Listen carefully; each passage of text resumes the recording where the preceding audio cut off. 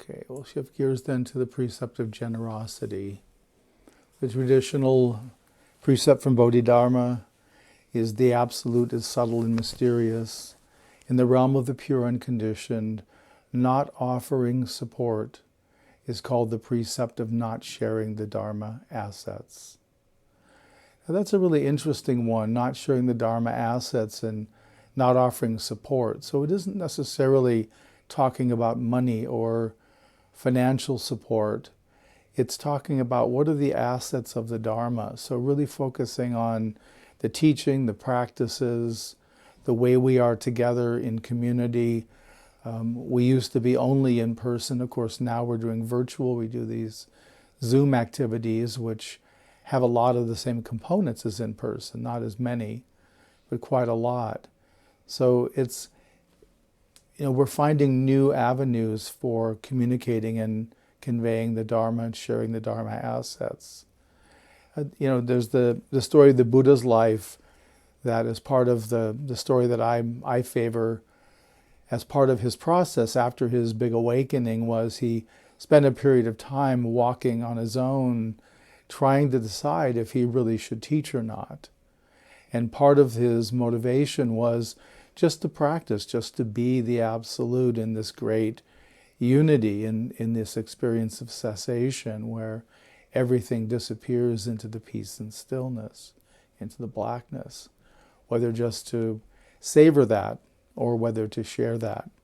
And he did, of course, decide to share it and initially went to the 5 or 6 sadhus that he had been living with and practicing with for a number of years, called them those with the least dust in their eyes, which is an expression in Theravada Buddhism that means people that are very close. They have a lot of good karma and good rebirth, and they're getting close to working the Arahant material.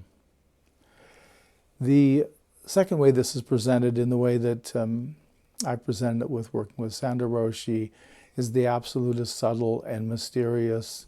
In the realm of the pure unconditioned, offering appropriate support is called the precept of generosity. Well, that's really interesting, appropriate support. So it doesn't mean that we flood someone with support.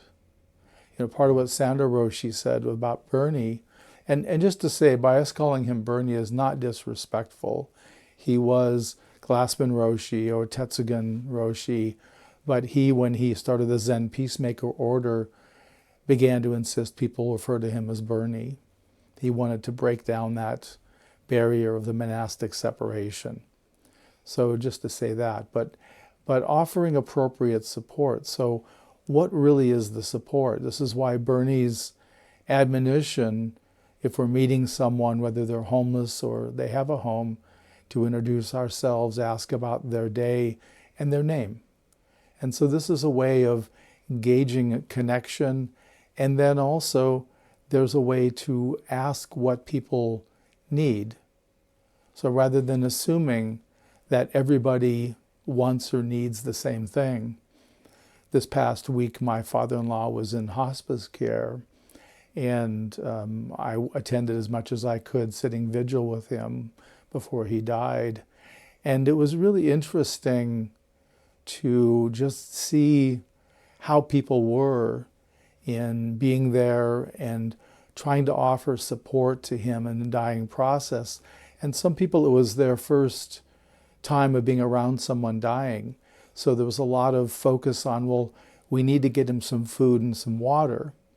And in fact, that's not what you want to do. When someone's dying, if they're given food and water, if they're actively dying, it's actually painful for them. Their body doesn't have the resources to work the food and water. It's unwinding. So, but it's bringing the perspective of the healthy and applying it to the dying. So even there, we have to recognize we have an inherent bias as healthy, functioning people, or reasonably healthy, functioning people, and how we have to recognize those that are dying are in a different state. They're not healthy people in the sense of they're going to be living and they need nutrition. So that's just one small example. But even helping someone who's homeless, it doesn't necessarily mean that they want money.